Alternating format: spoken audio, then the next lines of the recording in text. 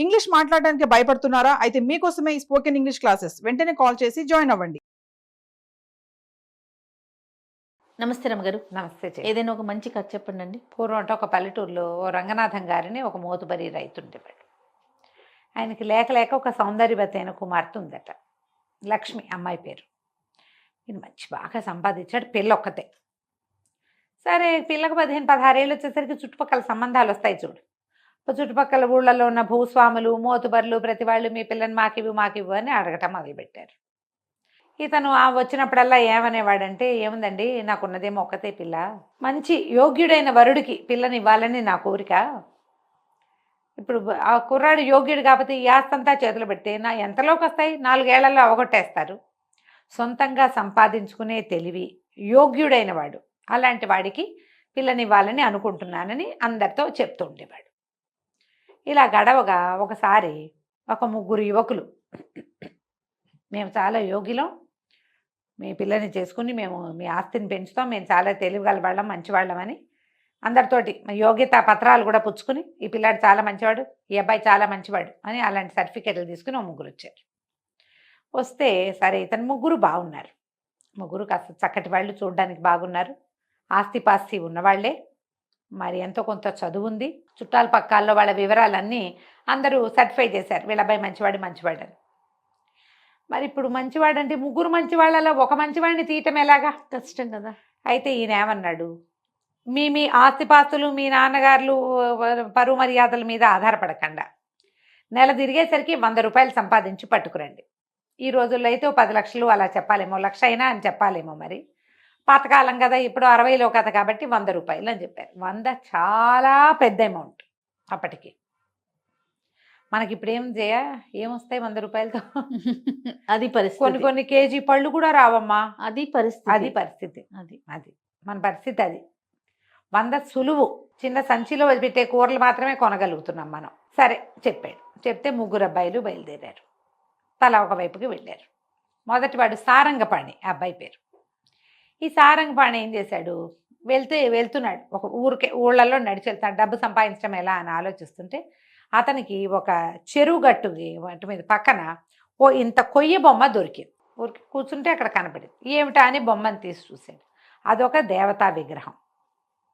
మరి చెరువులో పైనుంచి పుట్టుకొచ్చిందో, ఎవరైనా సామాన్లు ఇల్లు ఖాళీ చేస్తూ అక్కడ పడేశారో తెలియదు, కానీ ఇతను ఆ బొమ్మని శుభ్రంగా చెరువులో తీసుకెళ్ళి బాగా శుభ్రం చేసి చూశాడు.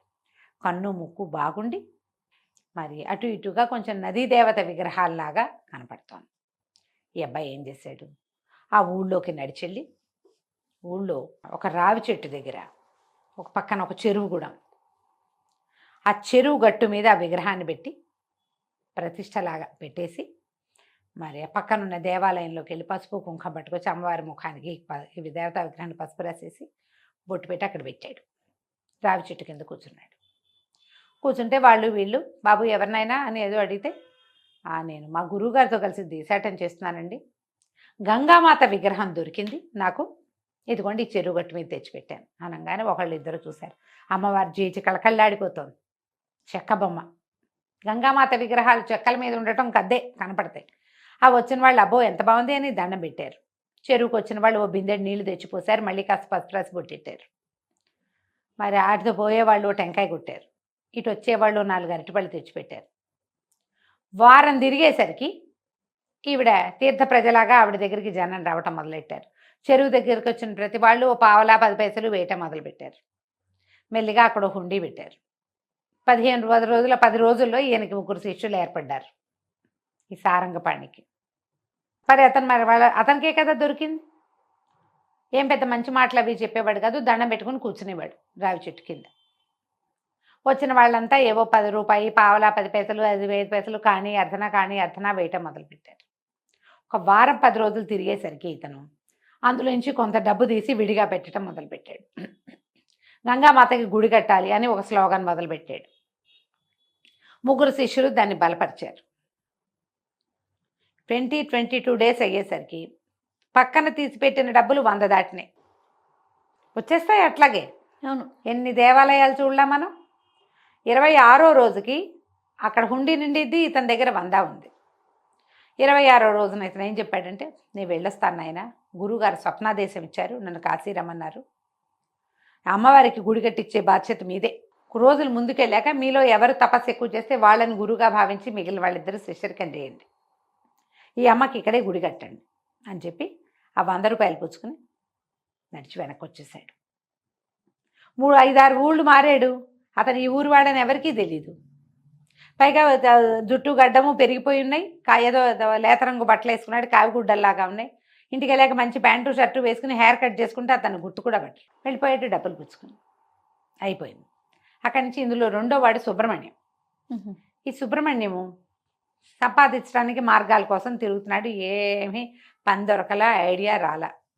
చిన్నపిల్లలు ఆడుకుంటుంటే వాళ్ళ దగ్గర వాళ్ళు ఏదో తింటుంటే నాకు కూడా పెట్టండి అని అట్లా ఆహారం స్వీకారం చేయటం మొదలుపెట్టాడు.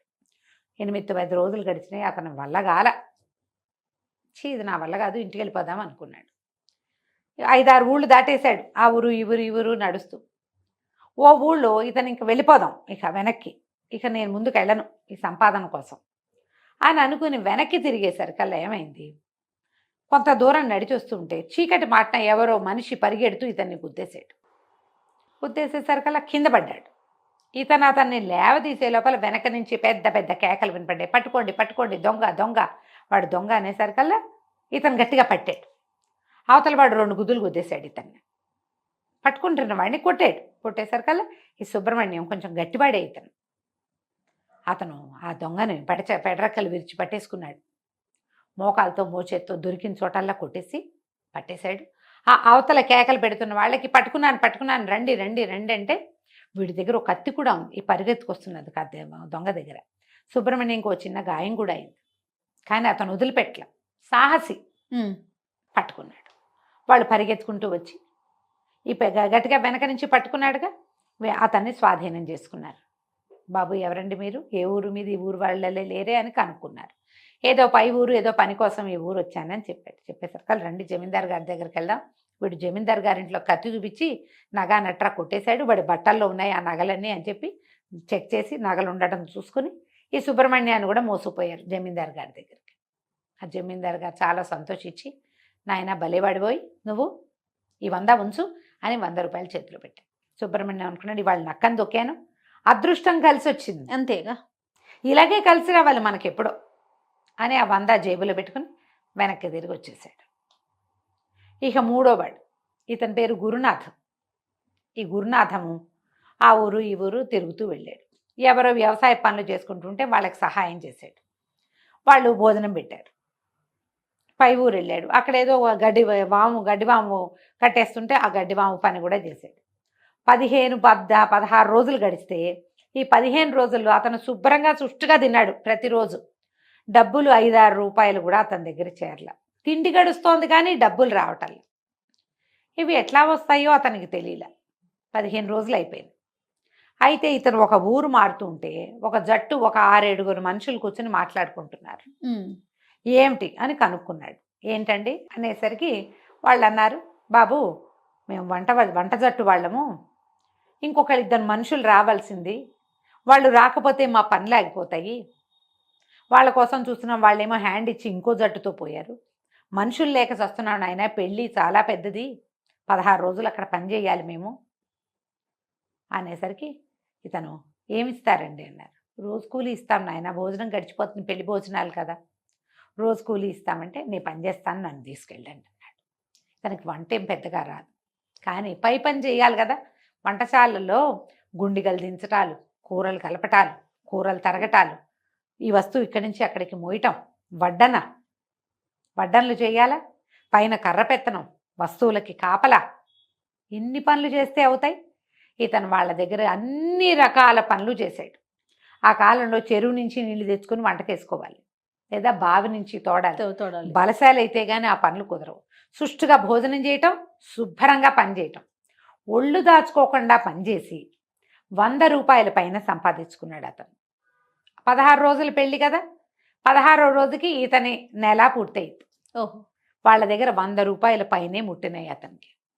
పెళ్లి వాళ్ళు కూడా ఏదో బహుమానం చేశారు, 100కి పైనే వచ్చింది. ఆ డబ్బులు పుచ్చుకుని వెళ్ళాడు. సరే, 3 అబ్బాయిలు ఈ మోతుబరి గారింటికి చేరారు. చేరితే ఆయనకి ముగ్గురు 300 ఇచ్చారు. నాయనా ఈ డబ్బులు మీరు ఎట్లా సంపాదించారో చెప్పండి. 3 కథలు విన్నాడు. నిజాయితీగా చెప్పాలిగా. 3 కథలు విన్నాడు ఆయన. విని నేను గురునాథానికి మా అమ్మాయిని ఇస్తాను నాయన అని చెప్పాడు. మొదటివాడు సారంగపాణి కపటి, మోసగాడు. అతను ప్రజల్ని మోసం చేసి డబ్బు సంపాదించే విధానం తెలుసు అతనికి. ఓ విగ్రహం పెట్టి ఏమీ లేనిది చెరువుగట్టున ఊరికే అనాథగా పడున్న ఒక చెక్కబొమ్మని జేజిన్ చేసి ఆ ఊరి ప్రజలందరినీ మోసం చేశాడు కదా. వాళ్ళ దైవం అనే ఎమోషన్ మీద ఆడుకున్నాడు. వీడిని నమ్మచ్చా? రేపొద్దున ఇలాంటివి ఎన్ని ప్లే చేస్తాడు. ఇది కాబట్టి పెద్ద అబ్బాయి ఎందుకు. రెండో అబ్బాయి కేవలం అదృష్టాన్ని నమ్ముకుంటాడు. అతని ముందు 15 రోజుల్లో ఒక్కరోజు కూడా పని చేయలే, ఎక్కడ ఆలోచిస్తూనే ఉన్నాడు. పైగా ఎవరో పిల్లలు వెళ్తూ అన్నాలు తింటుంటే వెళ్ళి వాళ్ళ దగ్గర నాకు ముద్ద పెట్టండి అని తిన్నాడు. వాడిని ఎట్లా నమ్ముతావు? అదృష్టం నమ్ముకుంటే కుదురుతుందా? కానీ మూడోవాడు శ్రమని నమ్ముకున్నాడు. సరైన పని చేశాడు. ఏ పనైనా చేస్తాడు అతను. పని చేయగలిగేవాడే కదా బతకగలుగుతాడు ఎప్పుడు కూడా. వీడికి ఎప్పటికీ అడ్డు లేదు ఇక జీవితంలో. ఎక్కడైనా ఇతను పట్టుబడిపోతాడు, దొరికిపోతాడు, చెడిపోతాడు, ఏం లేదు. ఎంత చెడిపోయినా పని చేసుకుని బతకగలడు. అందుకని అతనికి మా పిల్లని ఇస్తానని చెప్పి వాళ్ళ అమ్మా నాన్న కబురు చేశారు. యోగ్యతా పరీక్ష ఈ రకంగా పరిణమించింది. కథ కంచికి మనం ఇంటికి. బాగుంది. నమస్తే. నమస్తే జయ.